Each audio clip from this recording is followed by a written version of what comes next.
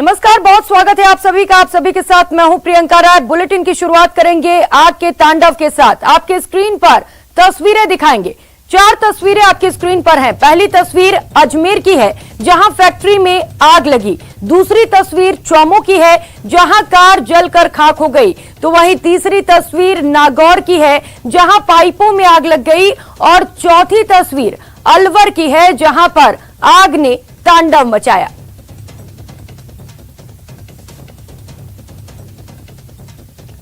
बाड़मेर के बलदेव नगर में एक शोरूम में देर रात अचानक आग लग गई जिससे लाखों का नुकसान हो गया। घटना की जानकारी मिलने के बाद बाड़मेर पुलिस और फायर ब्रिगेड की टीम मौके पर पहुंची और करीब 3 घंटे की कड़ी मशक्कत के बाद आग पर काबू पाया। आग लगने के कारणों का अब तक खुलासा नहीं हो पाया है, लेकिन आग लगने का कारण शॉर्ट सर्किट या किसी आतिशबाजी को बताया जा रहा है। पुलिस ने इस मामले की छानबीन शुरू कर दी है।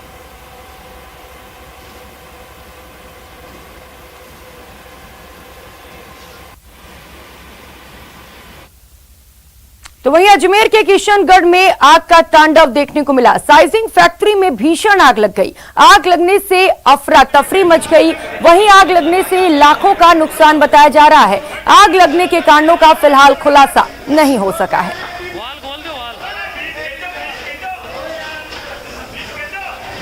तो अजमेर से ये भीषण आगजनी की तस्वीरें आपको दिखा रहे हैं जहां पर फैक्ट्री में आग लग गई। फिलहाल आग किन कारणों से लगा ये तो खुलासा नहीं हो सका है, लेकिन पूरी आगजनी में लाखों का नुकसान बताया जा रहा है।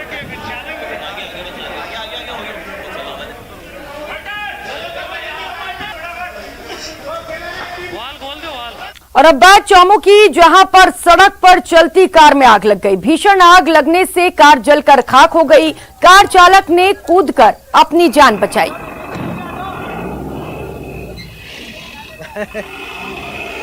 तो ये तस्वीरें आपको दिखा रहे हैं। चौमो से तस्वीर है जहां पर चलती कार में अचानक से आग लग गई। आपको बता दें कि आगजनी में कार तो जलकर राख हो गई, लेकिन राहत की बात यह रही कि जो कार चालक था उसने कूदकर अपनी जान बचा ली।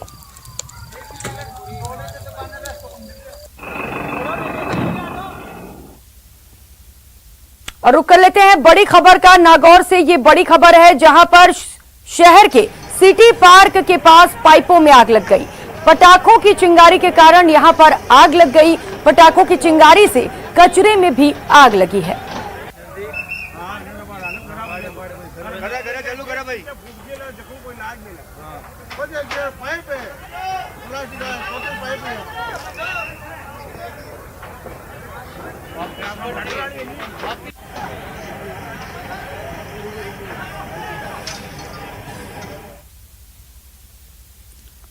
चलिए अब बात रफ्तार के कहर की। प्रदेश में अलग अलग हादसों में कई लोगों की मौत हुई तो कई लोग घायल हो गए। आपकी टीवी स्क्रीन पर 4 तस्वीरें हैं। ये तस्वीरें बाड़मेर, जालौर, झुंझुनू और पोखरण की है। बाड़मेर में बेकाबू टैंकर पलट गया जिससे 2 लोगों की मौत हो गई। तो वहीं जालौर, झुंझुनू और पोखरण में सड़क हादसों में कई लोग घायल हो गए।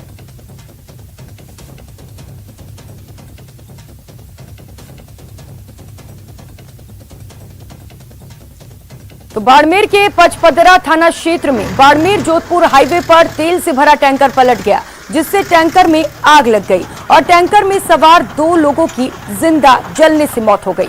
जानकारी के मुताबिक हाईवे पर अचानक वाहन के आगे पशु आ गया और उसे बचाने के चक्कर में तेल से भरा टैंकर पलट गया और टैंकर के पलटते ही टैंकर में भयंकर आग लग गई। आग की सूचना पर पचपदरा थाना पुलिस और फायर ब्रिगेड की गाड़ियां भी मौके पर पहुंची और आग पर काबू पाने की कोशिश की गई। करीब 2 घंटे की कड़ी मशक्कत के बाद आग पर काबू पाया गया। वहीं पुलिस ने जांच शुरू कर दी है। हादसे के पीछे क्या कुछ कारण था और आग कैसे लगी, इसकी तफ्तीश जारी है।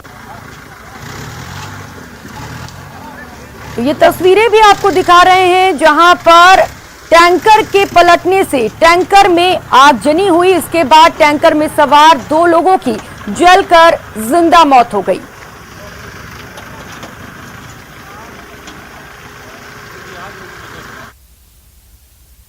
उधर झुंझुनू के मंडावा थाना इलाके के तेतरा गांव में दो बाइकों की आमने सामने टक्कर हो गई। हादसे में एक युवक की मौत हो गई और 3 युवक घायल हो गए। घायलों को झुंझुनू के बीडीके अस्पताल में भर्ती कराया गया है। स्थानीय लोगों के मुताबिक दोनों बाइक काफी तेज रफ्तार में थी। हादसा इतना जबरदस्त था कि एक बाइक सवार की मौत हो गई। दोनों बाइकों को तो आपको बता दें, दोनों बाइकों पर 2-2 लोग सवार थे जो हादसे का शिकार हुए हैं।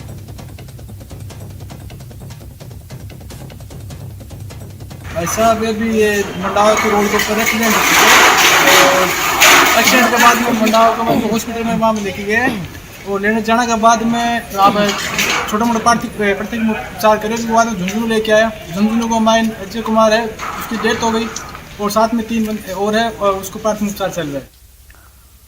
और खबर जोधपुर से है, जहां बाड़मेर जा रही सवारियों से भरी बस एक पिकअप को बचाने के चक्कर में बेकाबू होकर महेंद्रनाथ अरोड़ा सर्किल पर चढ़ गई। हादसे के बाद सवारियों में अफरा तफरी मच गई। गनीमत रही कि इस हादसे में कोई सवारी घायल नहीं हुआ। बता दें कि रोडवेज बस ड्राइवर की समझदारी से ये बड़ा हादसा होने से टल गया, नहीं तो बस और पिकअप टक्कर में कोई जनहानि हो सकती थी।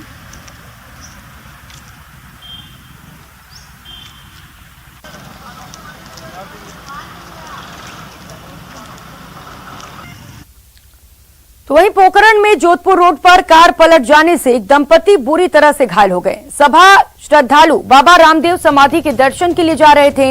जानकारी के मुताबिक कार सवार गुजरात से रामदेवरा आ रहे थे, तब लवा के पास बेकाबू कार पलट गई। 108 एम्बुलेंस की सहायता से पोखरण उप जिला अस्पताल सभी को पहुंचाया गया, जहां डॉक्टर्स उनका लगातार उपचार कर रहे हैं। वहीं पुलिस ने घायलों के बयान लेकर जांच भी शुरू कर दी है।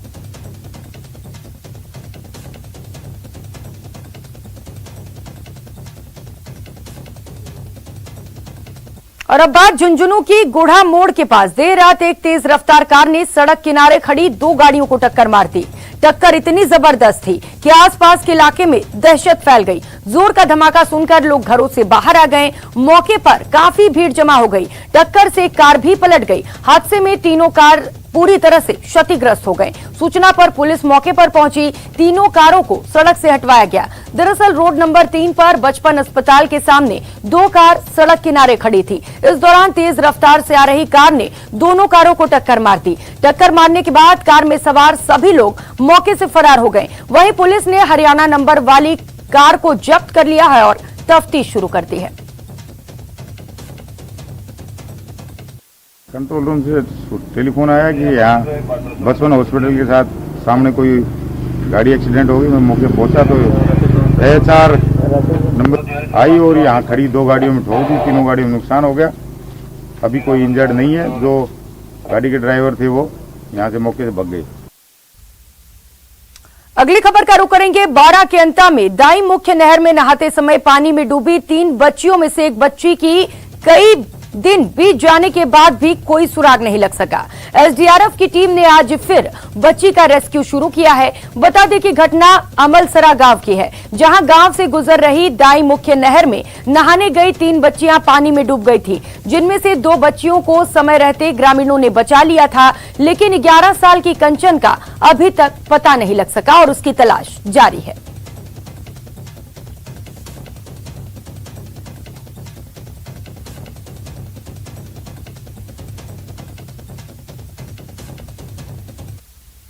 उधर श्रीगंगानगर की लालगढ़ छावनी में एक संदिग्ध युवक तारबंदी क्रॉस कर अंदर घुस आया, जिससे वहां पर तैनात आर्मी के जवानों ने उसे धर दबोचा।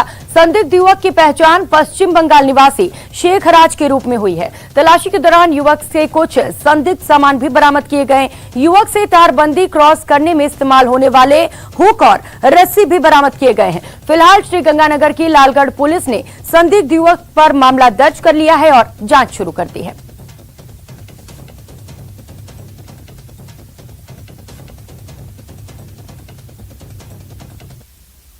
और उधर जोधपुर में शराबी का उत्पात देखने को मिला। महामंदिर इलाके में जमकर शराबी ने उत्पात मचाया और बता दें कि इस दौरान उसने गाली गलौज भी की, दोस्तों के साथ मारपीट भी की। घायल ने थाने में मुकदमा दर्ज करवाया है। वहीं उत्पात का CCTV फुटेज भी सामने आ चुका है। ये CCTV फुटेज आपको दिखा रहे हैं, जहां पर शराब के नशे में एक युवक ने जमकर उत्पात मचाया।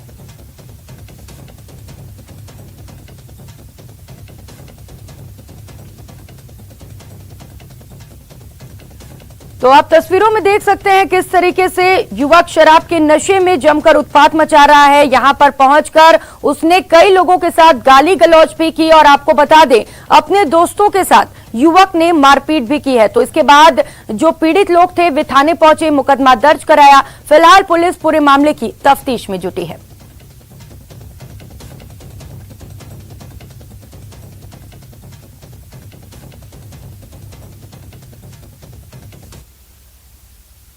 अगली खबर का रुख करेंगे। कोटपूतली थाना परिसर में एक युवक ने जहर खाने के बाद हड़कंप मच गया। बताया जा रहा है कि आतिशबाजी के दौरान हुए विवाद में पुलिस कुछ लोगों को पकड़कर थाने लाई थी। इसी को लेकर सुमित अपनी मां और पत्नी को लेकर थाने पहुंच गया। उसने अपने पिता को जबरन पकड़ने का आरोप लगाया और अपने साथ लाई सल्फास की गोलियां खा ली। यही नहीं, उसने पूरी घटना को सोशल मीडिया पर वायरल कर दिया। वहां मौजूद पुलिस वालों ने गोलियां मुंह से बाहर निकालने की कोशिश की और उसे अस्पताल में भर्ती कराया। इस दौरान सबसे हैरानी वाली बात यह रही कि पूरी घटना को 16 मिनट तक युवक ने सोशल मीडिया पर लाइव किया, लेकिन पुलिस वालों ने उसे गंभीरता से नहीं लिया।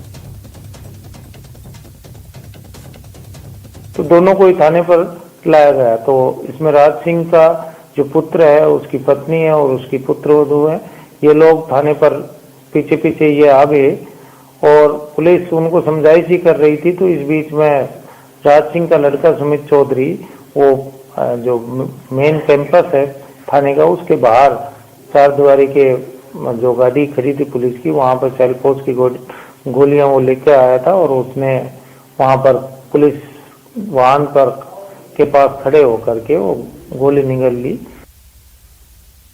उधर राजसमंद में लोगों का हंगामा देखने को मिला। अन्नकूट लूट के दौरान हंगामा हो गया। दो समाज के लोग आमने सामने आ गए। कुछ लोगों से हुई बदसलूकी। मंदिर में महाप्रसाद भी फेंका गया। तो हंगामे से श्रद्धालुओं में खासा आक्रोश है। तो देखिए किस तरीके से अन्नकूट कार्यक्रम के दौरान एक मंदिर में जमकर हंगामा हो गया। इस दौरान दो पक्ष आमने सामने हो गए और दोनों पक्षों में जमकर हंगामा देखने को मिला। लेकिन जो सबसे खराब बात इस पूरे हंगामे में रही वो ये रही कि जो महाप्रसाद जिसको माना जाता है उसको भी जमीन पर फेंका गया। तो वही इस हंगामे के बाद से जो श्रद्धालु वहां पर मौजूद थे उनमें खासा आक्रोश है।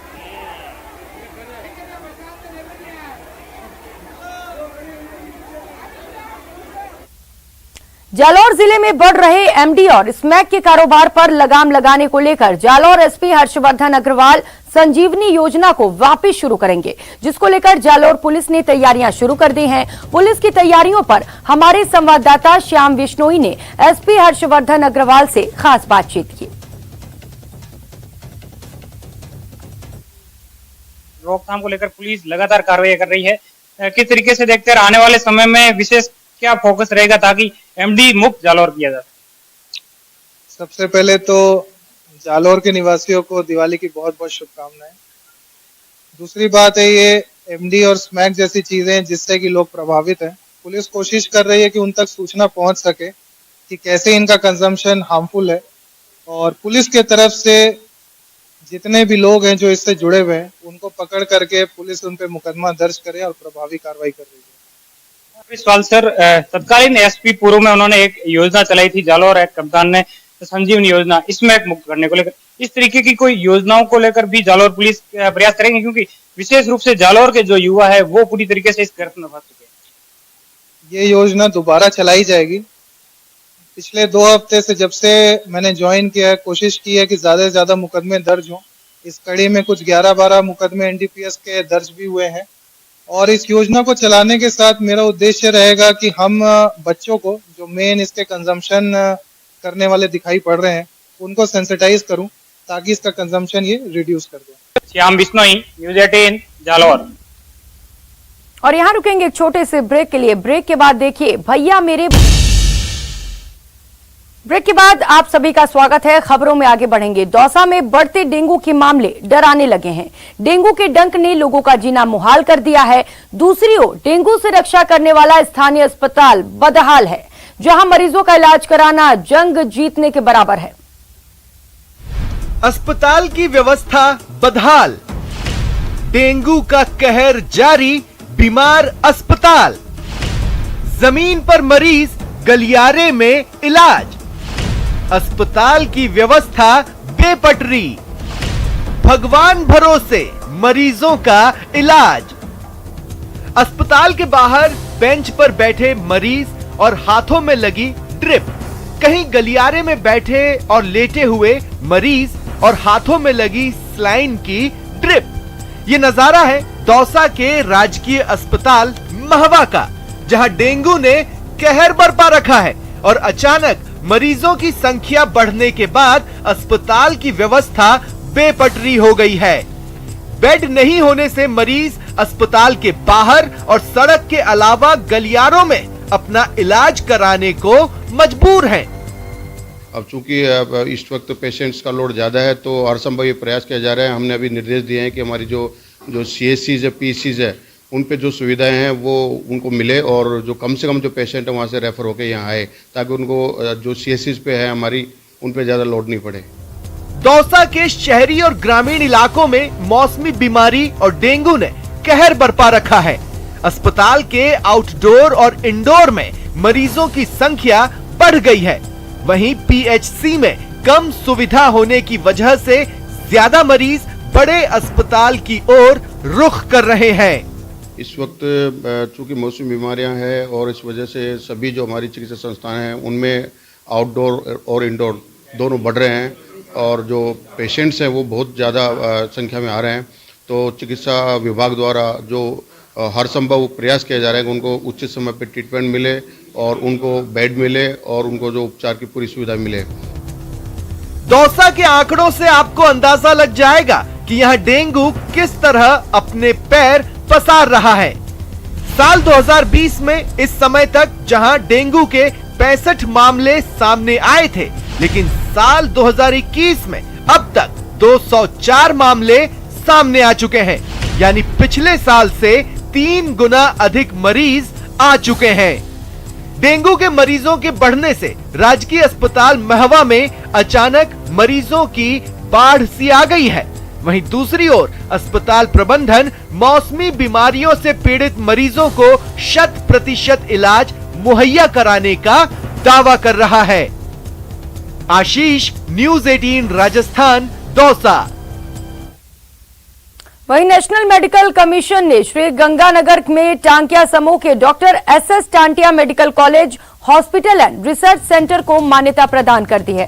प्रारंभिक तौर पर सत्र 2021 और 22 के लिए 150 सीटें आवंटित की गई हैं। ये मेडिकल कॉलेज हनुमानगढ़ रोड पर टांटिया यूनिवर्सिटी परिसर में संचालित होगा। टांटिया समूह ने स्वीकृति के लिए केंद्र और राज्य सरकार के साथ ही जनप्रतिनिधियों और समस्त इलाके के लोगों का आभार जताया।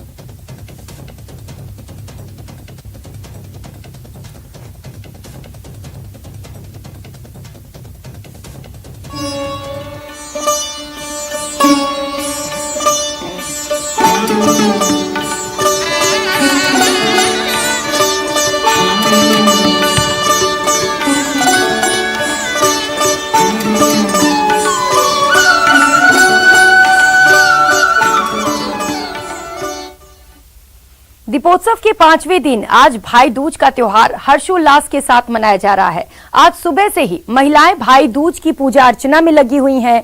दौसा में भी आज सुबह महिलाओं और युवतियों ने सामूहिक रूप से दूज माता की पूजा की। वहीं विवाहित महिलाओं ने दूज माता के बाद जौरा भोरा की पूजा की। सामूहिक रूप से पूजा करने के बाद महिलाओं ने भाई दूज से जुड़ी कहानियां भी सुनी। साथ ही भाई दूज पर पूजा अर्चना करने के बाद बहनों ने भाइयों के मंगल तिलक कर उनकी लंबी आयु की कामना की, जिसके बाद भाइयों ने बहनों को तोहफा दिया और उनकी रक्षा का संकल्प लिया।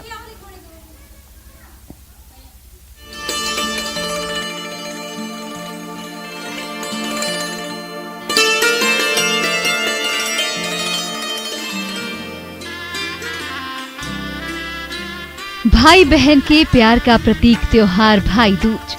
भगवान यम और यामी के स्नेह से जुड़ा है भाई दूज। भाई दूज का त्योहार दिवाली के 2 दिन बाद आता है। ये त्योहार भाई बहन के प्रेम का प्रतीक है। भाई दूज को लेकर जबरदस्त उत्साह देखने को मिल रहा है। बहनें अपने भाई के माथे पर टीका लगाकर उसकी लंबी उम्र की कामना करती हैं और भाई की आरती उतारती हैं।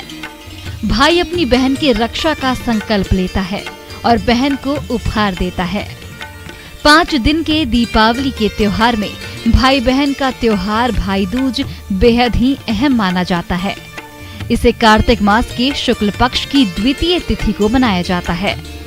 भाई दूज को यम द्वितीया के नाम से भी जाना जाता है।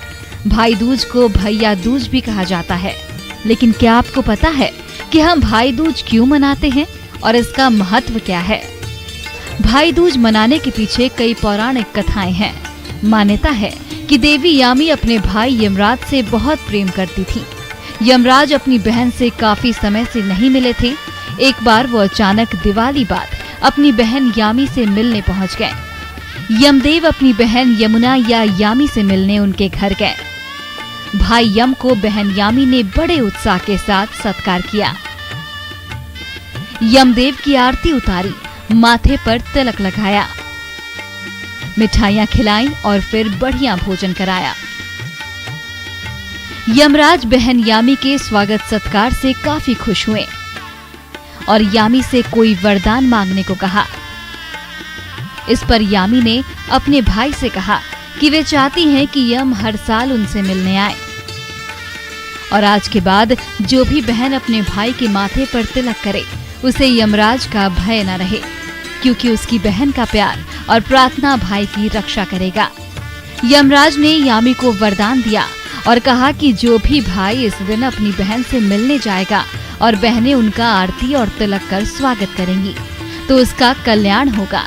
और यही वजह है कि दिवाली के 2 दिन बाद भाई दूज मनाया जाता है। भाई हो आप, यमराज जी से आप मेरे घर पे आके भोजन कीजिए। यमराज जी बड़े भाई थे तो वो जाना नहीं चाहते थे, उन्होंने कई बार टाला, लेकिन यमुना जी के बार बार निवेदन से वे उनके घर गए। उनको लगा कि यम को कोई भी घर बुलाना नहीं चाहता, लेकिन बहन का प्यार था जो उनको बुला रहा था। वो उनके घर गए और उनके सत्कार से बहुत प्रसन्न हुए और कहा कि वर मांगो, क्या मांगना चाहते हो। तब यमुना जी ने वर मांगा कि इस दिन जो भी है ना भाई अपनी बहन के यहाँ भोजन ग्रहण करेगा उसे यम का भय नहीं रहेगा। भाई दूज हम भाई दूज पूज रहे हैं और यहाँ पे भाई की लंबी उम्र के लिए कामना की जा रही है। आज भाई दूज है, हम पूजा कर रहे हैं, उसके बाद भाइयों के तिलक लगाएंगे, मिठाई खिलाएंगे। 2-3 दिन से मजे से दिवाली का त्योहार मना रहे हैं। आज भाई दूज है और हम 5 दिन का त्योहार मना रहे हैं, धनतेरस, गोवर्धन, भाई दूज। और आज तिलक लगाएंगे भाई के और पैसे मिलेंगे हमें और मिठाई खिलाएंगे। आज मेरे ससुराल में फर्स्ट भाई दूज है और हम 3 दिन से दिवाली का त्योहार मना रहे हैं और आज मेरे सबसे तिलक विलक लगेगा। धार्मिक आस्था है कि भाई की लंबी आयु के लिए बहन यम की पूजा करती हैं। इस दिन बहन के घर भोजन करने से भाई की उम्र बढ़ती है। भाई के जीवन में सुख समृद्धि की प्राप्ति होती है। भाई को कभी अकाल मृत्यु का भय नहीं सताता है, इसलिए इसे यम द्वितीया भी कहा जाता है। भाई दूज और यम द्वितीया के पौराणिक कथाओं को अगर आपने जान लिया है तो अब इस साल अपने भाइयों को तिलक करने का सबसे शुभ मुहूर्त भी जान लीजिए। दोपहर 1:10 से लेकर 3:21 तक सबसे शुभ मुहूर्त है। हालांकि बहनें शाम 7 बजे के पहले कभी भी भाई को तिलक लगा सकती हैं। Bureau report, news 18 network.